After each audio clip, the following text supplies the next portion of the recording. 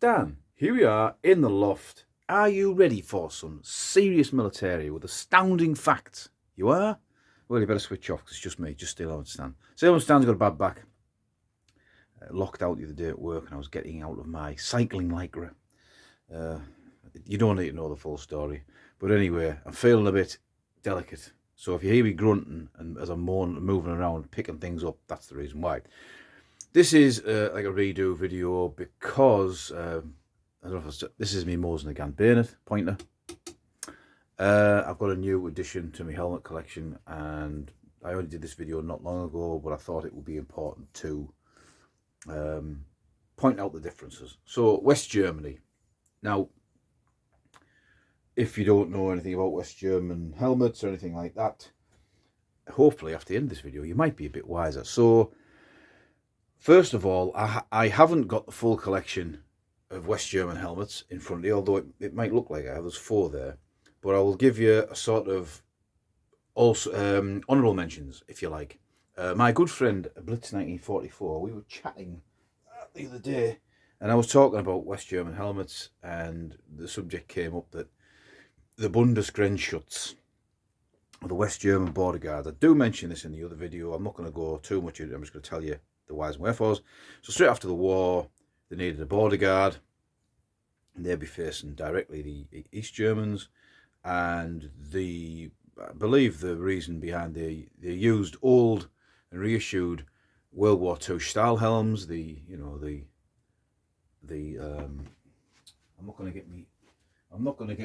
don't have to show you the German helmet, do I? You know what a German helmet looks like. Got a bad back, you know. The reason they used them was they didn't want the Soviets, if they saw loads of M1 style helmets, thinking the Americans were forming an army up to invade. So the Bundesgrenzschutz were either reissued helmets, or later on there is a helmet, I believe it's the M40/55, is it? I might be wrong on that. That could be the Finnish one. But basically they didn't have any vents in the side. So if you ever see one at a fair or eBay or something with no vents on the side, claiming to be World War II, it'll be a border guard helmet. So that's that. So the army, or Bundeswehr, they would wear initially American World War II M1 helmets, and latterly they had their own version of the M1. You all know what M1 looks like. I've only got one American M1 over there, and I'm not getting it down. You know what one looks like. There's about the West German helmets. So they were made by Quist, I believe, and they have their stampings inside, which I don't know how easy it would be to get hold of one of them. I've never certainly seen one, but I probably wasn't looking for the stampings. So there's 2 helmets which I haven't got in the West German collection. The other one would be the M71 Airborne. Now I'll get to my latest one at the very end of it, go through it chronologically. But I'm going to go off piste again a little bit here. What you've got to be careful of is, we all know M38 Fallschirmjäger helmet. That's my reproduction one. These are worth a lot of money in the real ones, and the West German Special Forces, the GSG, in the 1960s needed a helmet, so they just made these again. They made the World War II versions again, I think almost identically. And if you think that they are now 50 odd years old, that will be a difficult one to tell. I think it wouldn't take much to be fooled by one of them. Also, the other one, which I haven't got, is the M71 Airborne, and it's exactly the same as the M1s in front of you, the German version of the M1s, but they have the bolts at the back like these M38s, and at the side in the same positions, I believe, near enough. So if you ever see one advertised as Airborne and it hasn't got those bolts in, it will be an M62 modification, which we'll get to in a minute. So we'll go through the helmets as they are out there. So this one here is an M60. Those 2 there, M62s, and this is an M62 modification. So let's have a look at the difference. So the Germans obviously tinkered with the M1 design with its separate helmet within a helmet. And this cat again, I've just fed you, so you keep out the way. So the M1 version that the Germans made, it's got a bit more of a sweep and curve to it, and it's a tighter helmet to the head. If you put like an American M1 on, I think there's a lot of movement in them. They're quite big on the head. This is more like the World War II German liner, and it has no pad, no crash pad in the top. And these are quite still very readily available. I've seen most of them have got green straps, not the brown ones, so don't know about that. But why that one's got a brown one? That's the M60. So obviously M60, and these were replaced by the M62, which, if this cat's going to get out of the way, excuse me, can I just put that down, please? Oh, go on, chicka, move, please. You're not going to wear it, are you? Move. Blimey hell. So the M62. This is the first one I bought a long time ago, about 40 quid. And you've seen it before. It's got a 9mm, probably bullet damage on there. And here, there's bullet damage there where it was shot through the liner. I didn't do that. It came like that. It was advertised. Sentiment Army surplus as dented, but I quite like that. And this one is a 1964 dated helmet. And you can see the difference now. It has like a crash pad in the top, bump pad, and a brass washer, which would separate. You could take it out and change the line around. You see the bullet damage there, and so it does away with the inner helmet within a helmet. I think they're very comfortable, if slightly heavy.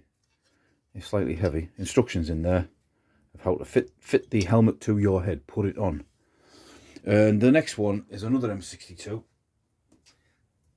I'm doing well here. I'm not grunting and groaning, am I? Another M62. This one's got your sort of sawdust mixed in paint carry-on thing going on. You can't see the top of the bolt in there, and the inside's the same, as you can see. This is a small, no, so tell a lie, 57 to 61, so that will fit steel helmet stand's head. It's unusual. I'm not sure of the year on this. I couldn't find a year on this one, but very comfortable liner. Again, a very close to the head helmet. Probably the Germans did they perfect the M1. I don't like the two helmet system. I never wore one. I've never been in combat, so I've never worn one in that situation, but I find it a bit awkward, to be honest. So maybe that was the ideal way of doing it. So this is the M62 modification. Now this is often on eBay sold as an airborne because it has the three point chin strap. I remember the other video I said 3 chin point strap. There were 3 chins. But 3 point chin strap. It's not an airborne helmet. The airborne helmet has